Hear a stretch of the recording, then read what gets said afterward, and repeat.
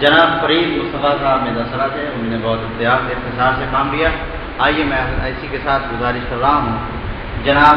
فدوی نقوی صاحب کو تشریف لائیں اور بارگاہ امامت کو بلائیں۔ اپنے دستے شمائیں جناب فدوی نقوی صاحب۔ برائے خوشنودی اور تاجیر ظہور امام عصر علیہ السلام دوبارہ ایک بار اور نعرہ سبق۔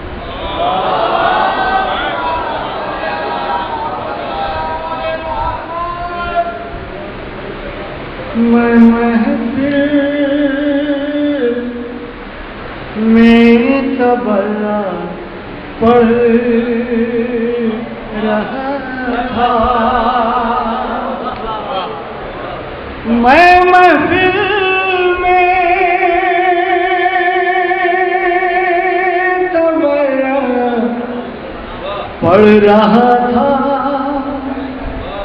ملک میرا قصیدہ پڑھ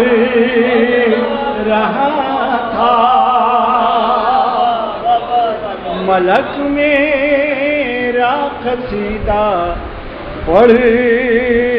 رہا تھا، نظر سے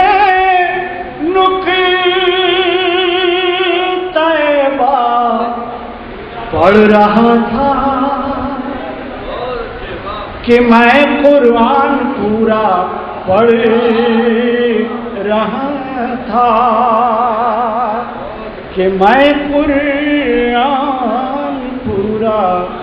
پڑھ رہا تھا، نہ جانے کون سا خطرہ تھا مجھ سے،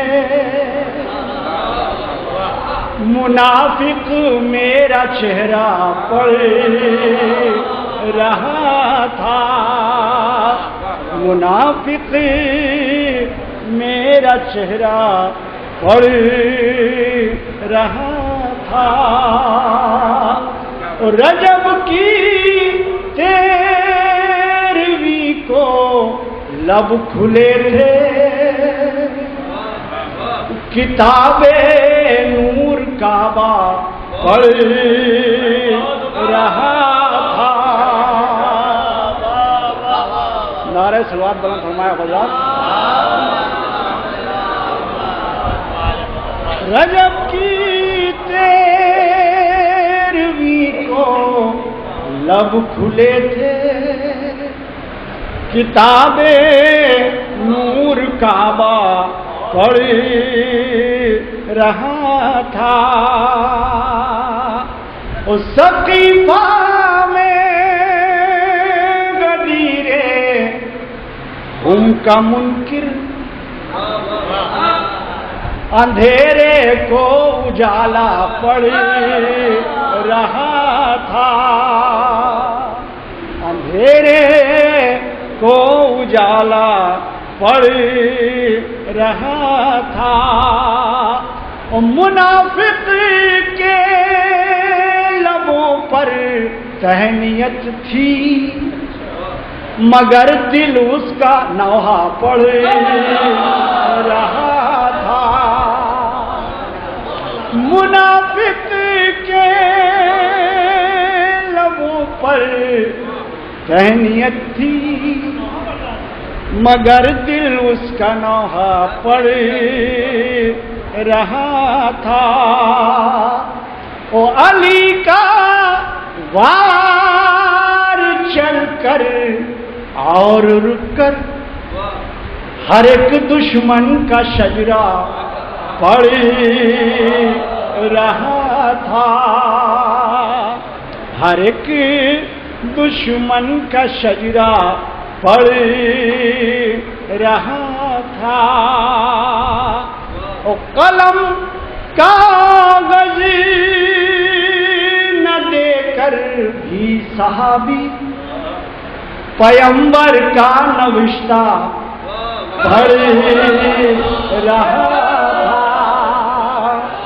پیمبر کا نوشتہ پڑھ رہا تھا، اور نبی من کنتم مولا کہہ رہے تھے، خدا کا دین کلمہ پڑھ رہا تھا، خدا کا دین کلمہ پڑھ رہا تھا، او علی بھی میری شہرگ سے قری تھے۔ میں ہر طرح کے شعر کہہ لیتا ہوں، ویسے بھی سنجی جاری سماعت فرمائیں۔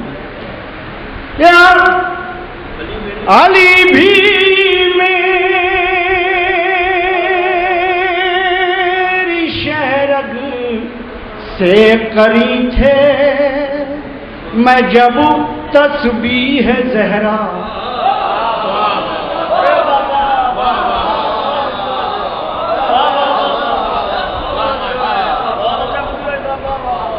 علی بھی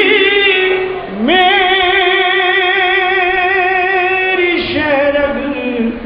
سے قری تھے، میں جب تسبیح زہرا پڑھ رہا تھا، لگے تھے اشتہارے جشن مولا،